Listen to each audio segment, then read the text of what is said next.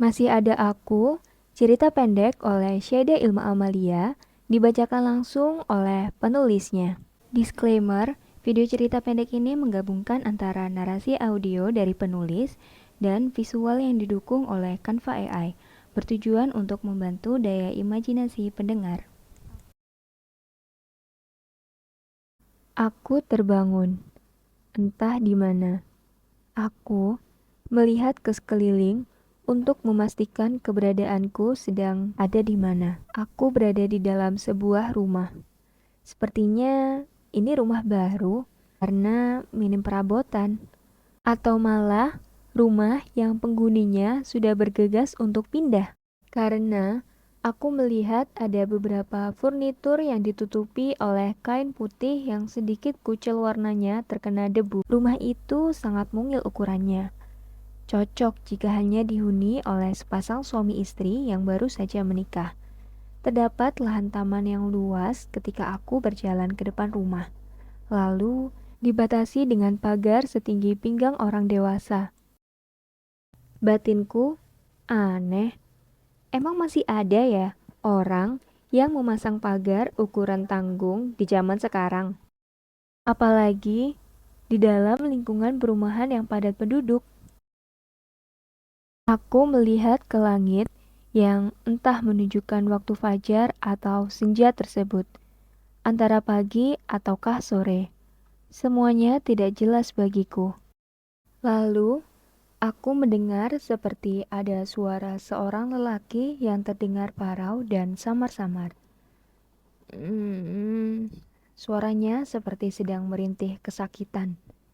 Aku berusaha untuk mengikuti sumber suara. Ternyata dari dalam kamar tidur. Kamar tidur itu pintunya tidak sepenuhnya ditutup, sehingga aku bisa mengintip siapa sosok yang berada di dalamnya. Lalu, sedang apa ia di dalamnya? Maklum, kini aku sudah memasuki usia akhir 20-an tahun, dan aku sedang berada di dalam rumah entah siapa, dan aku mendengar suaranya sedikit parau dan agak merintih. Sudah paham maksudku kan? Ketika aku mengintip dari luar kamar, aku bisa dengan jelas melihat sosok laki-laki yang sangat aku kenal itu sedang mengulurkan tangan kanannya, berusaha meraih gelas yang terletak di atas meja yang ada di sebelah dipannya. Laki-laki tersebut mengenakan jaket rajut berwarna abu-abu dan setengah badannya ditutupi oleh selimut berwarna biru navy. Ketika jemarinya hanya mampu menyentuh bibir gelas, hampir saja gelas yang terbuat dari kaca itu jatuh ke lantai. Spontan, aku langsung lari masuk ke dalam kamarnya dan berteriak, "Rigel, hati-hati!" Aku sempat melihat ekspresi wajahnya yang kaget ketika melihat aku yang tiba-tiba berada di dalam rumahnya. Atau entah ini rumah siapa. Aku tidak mau berekspektasi ini adalah rumah kami berdua, meskipun aku dan Rigel pernah dekat dan menjalin hubungan lebih dari sekedar berteman selama 2 tahun lamanya. Pokoknya, jangan sampai terbesit di otakku kalau aku akan menikah dengan Rigel. Veine, hanya sapaan singkat yang keluar dari mulutnya yang pucat. Hehe, iya Rigel, jawabku agak sedikit kikuk. Pasalnya, kami memang sudah lama putus kontak sejak kejadian dia lebih memilih perempuan lain daripada memperjelas hubungan kita berdua. Maaf, maaf, karena tanyaku bingung. Dia terdiam. Aku ambilkan air putih lagi ya, di dapur. Aku menawarkan bantuan. Tanpa menunggu jawabannya, aku sudah langsung menggeluyur keluar kamar sambil membawa gelas kaca tadi. Di dapur, aku melihat sekeliling yang tampak berantakan. Tempat cucian piring yang penuh dengan tumpukan piring dan gelas kotor, keranjang sampah yang berada di bawah kompor pun masih penuh dan belum dibuang. Lantai dapur pun sedikit kesat dan beberapa sudut ditumbuhi oleh kerak lumut sebab suhu ruangan tersebut sedikit lembab. Sumpah sih, kalau ini beneran rumahku sama Rigel, aku bakal gak akan maafin diriku sendiri. Kotor banget sumpah, hatiku pada diri sendiri. Aku melihat ke arah atas kompor.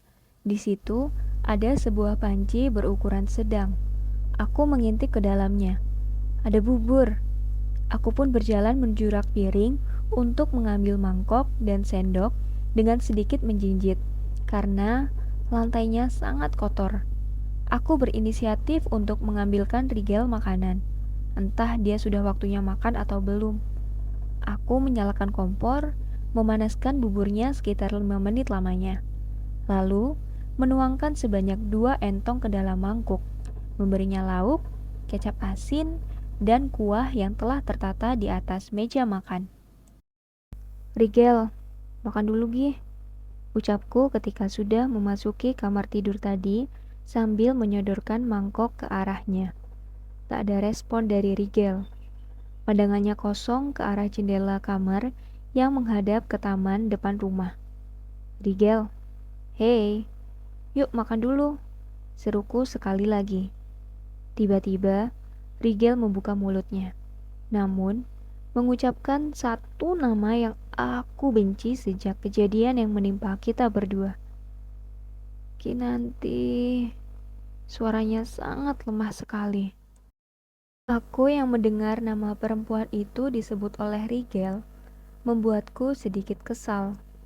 Namun, aku mencoba untuk menahan emosiku karena aku pun setengah tidak tega melihat kondisi laki-laki yang pernah aku sukai setengah hidup ini menjadi seperti seseorang yang patut dikasihani. Kinanti, ucapnya sekali lagi dengan tatapan yang tetap kosong keluar jendela. Gak ada Kinanti di sini, Rigel. Jawabku mencoba meyakinkan dirinya. Kinanti. Lagi-lagi, dia hanya memanggil nama perempuan itu.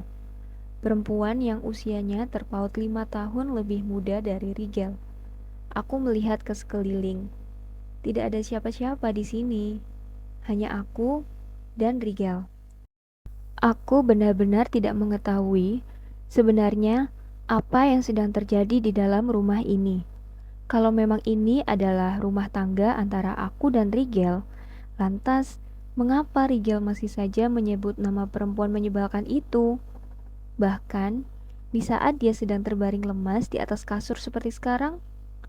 Atau kalaupun ini adalah rumah tangga Rigel dan Kinanti, lalu kenapa aku tiba-tiba berada di dalamnya? Melihat kondisi Rigel yang sangat memprihatinkan seperti saat ini, namun sama sekali tak kudapati sosok Kinanti di sekitar rumah.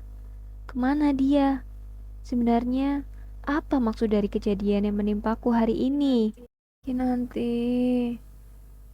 Terus-menerus Rigel mengucapkan satu nama yang sama. Bentar deh, aku coba cari dia di sekeliling rumah dan komplek ini ya. Kali aja dia lagi keluar beli bahan makanan atau sedang pergi ke tetangga. Tunggu sebentar ya Rigel. Akhirnya aku menyerah saja dan berinisiatif memberikan bantuan untuk kedua kalinya. Namun, kali ini bantuan itu setengah hati aku melakukannya. Bagaimana tidak? Sosok perempuan bernama Kinanti itu tiba-tiba hadir di tengah hubungan kami berdua yang memang belum jelas apakah kami berdua pacaran atau hanya sekedar teman. Dikatakan teman, rasanya tidak mungkin karena kami setiap hari saling mengabari satu sama lain melalui chat, panggilan suara, panggilan video, bahkan 2 minggu sekali kami selalu menyempatkan untuk bertemu meskipun kami sama-sama sudah bekerja di 2 kota yang jaraknya sejauh 136 km. Bahkan, kami sering berlibur keluar kota saat melihat ada tanggal merah di kalender. Kami pun setiap malam seringkali melontarkan ungkapan sayang satu sama lain dan kalimat-kalimat yang menandakan kalau khawatir jika kami berpisah nantinya. Tetapi, jika dikatakan sebagai pacar pun masih belum tentu, karena pada akhirnya aku sama sekali tidak mendengar kalimat "kita pacaran ya" keluar dari mulut Rigel. Ya, Memang salahku, karena sepertinya hanya aku saja yang menganggap kami adalah sepasang kekasih dan hanya aku saja yang menempatkan Rigel sebagai seseorang yang sangat spesial di hidupku.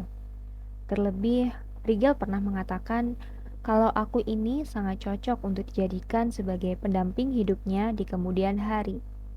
Perlu digarisbawahi, di kemudian hari, bukanlah sekarang. Jadi, bisa saja pendapat itu berubah, bukan? Baru-baru ini aku menyadari bahwa tindakan yang dilakukan Rigel kala itu sangatlah manipulatif.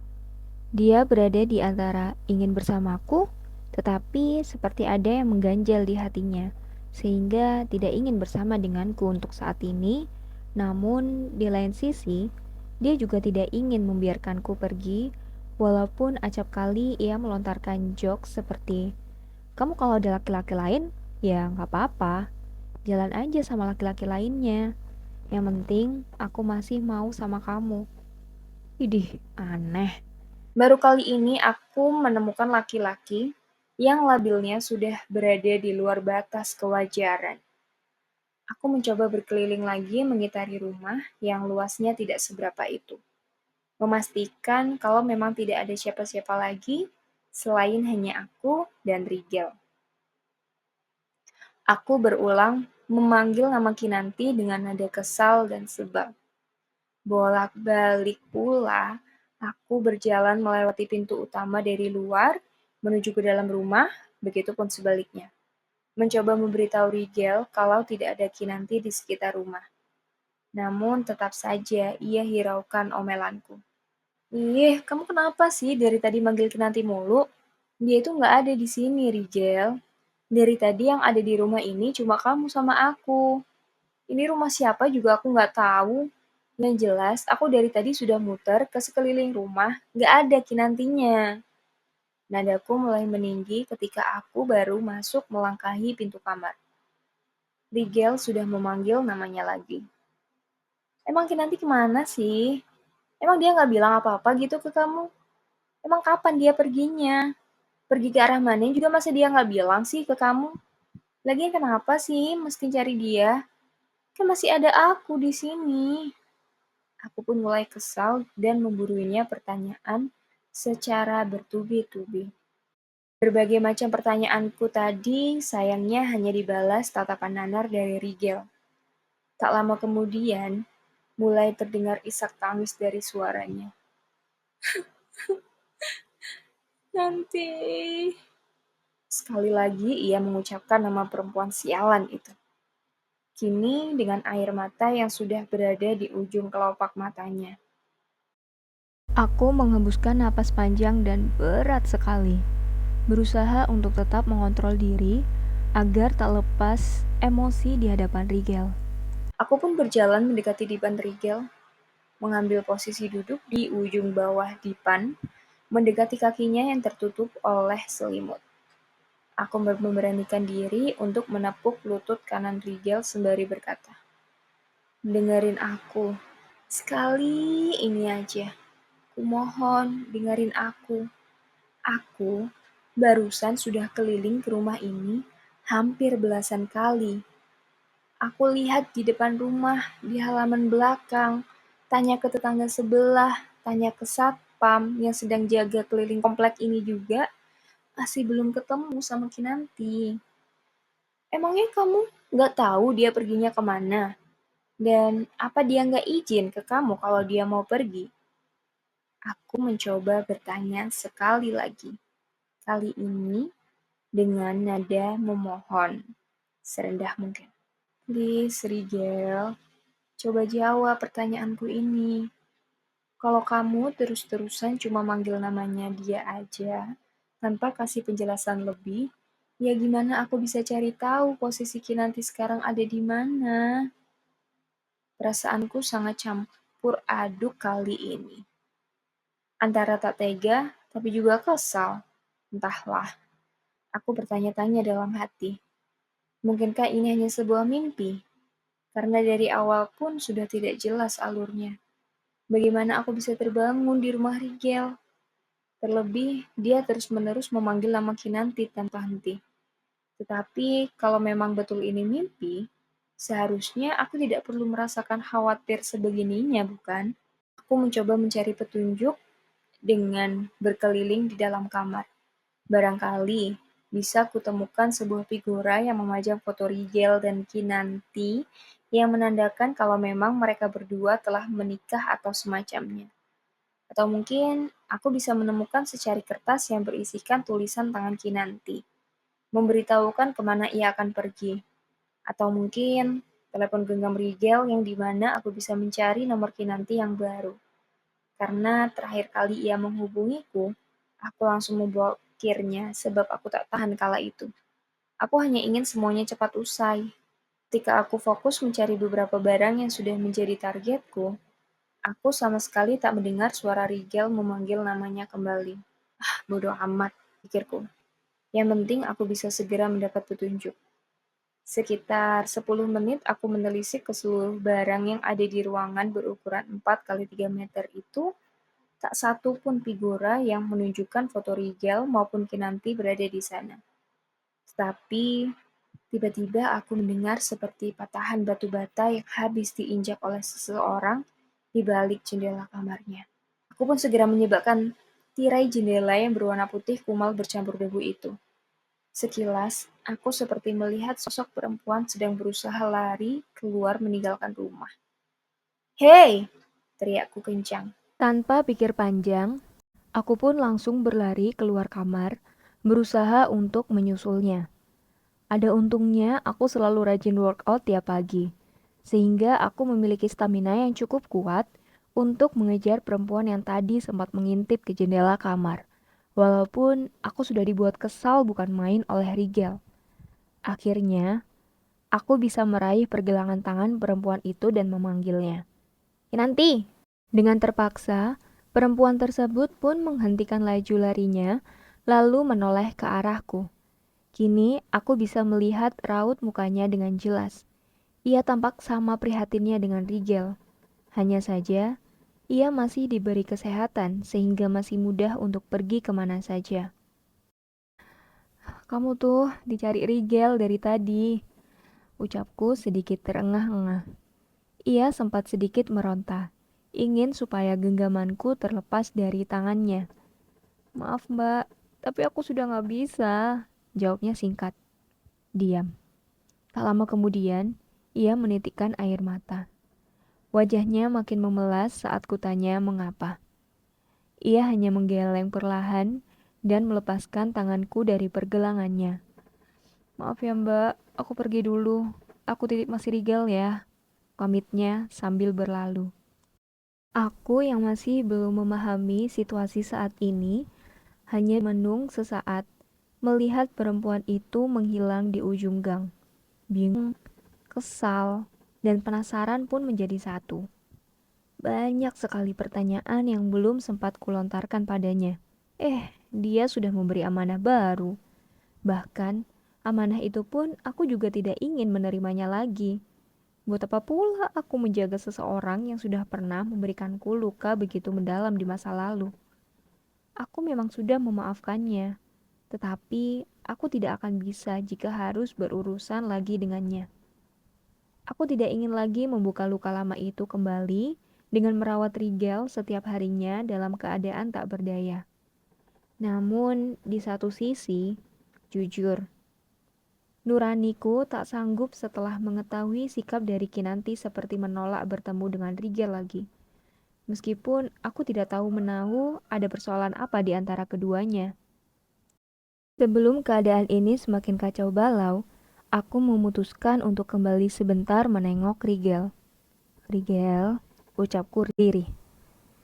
Dia menoleh ke arahku, masih dengan tatapan nanar. Aku hanya menggeleng perlahan. Masih tetap menatap Rigel, berusaha menelisik apa yang sebenarnya sudah terjadi. Aku masih butuh Kinanti, Faye. Jawabnya singkat dengan nada lemas. Entah kenapa mendengar kalimat pengakuan dari mulutnya membuat kedua lututku lemas seketika. seakan membawaku kembali pada trauma yang terjadi pada saat ulang tahunku yang ke-23 tahun. Saat itu, aku mendapati Rigel sedang pergi menonton film horor berdua dengan Kinanti tepat di hari ulang tahunku. Lalu, malamnya, ia mengaku bahwa ia lebih memilih untuk berhubungan dengan serius bersama Kinanti dan meninggalkan hubungan tidak jelas di antara kami berdua. Jadi, kamu masih membutuhkan Kinanti sampai detik ini? Tanyaku gusar. Ia mengangguk perlahan. Walaupun Kinanti sudah menyerah sama kamu tetap masih butuh si Kinanti? Tanyaku kedua kalinya. Ia mengangguk lagi. Mau sampai kapan sih kamu terus-terusan ke Kinanti gini? Emang ada apa sama Kinanti? Dia tuh udah gak mau lagi balik ke rumah ini. Dia sudah pergi, Rigel. Malah dia tuh suruh aku buat nemenin kamu, bantuin kamu. Jujur, aku memang masih pengen bisa menghabiskan waktu berdua sama kamu. Tapi kalau kondisimu kayak gini dan kamunya juga masih ngerasa butuh Kinanti, ya buat apa aku ada di sini? Rengekku panjang lebar. Namun tampaknya ia tetap tak mengindahkan omelan kekesalanku barusan. Ia tetap saja dengan tatapan kosongnya melihat keluar jendela.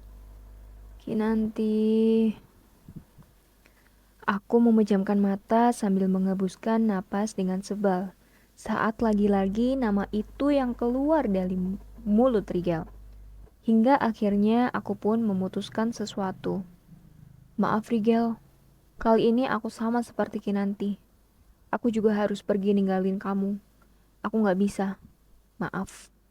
Pamitku singkat, lalu aku pun bergegas lari keluar dari rumah tersebut sambil menahan tangisanku yang entah apa maksudnya. Meskipun itu keputusan berat yang aku ambil, namun ini merupakan keputusan yang tepat untuk kebaikan diriku nantinya. Sama halnya saat Rigel meninggalkanku di usia 23 tahun. Mau tak mau, aku harus mampu meninggalkannya, meskipun dia seakan membutuhkanku di saat melihatnya baru saja putus dari kekasihnya saat itu. Tetapi ternyata ia malah tega menduakanku. Kasarnya, aku hanya dijadikan ban serep baginya. Ya, saat ini pun aku harus mampu untuk meninggalkannya. Aku harus mampu. Benar, aku mampu meninggalkannya.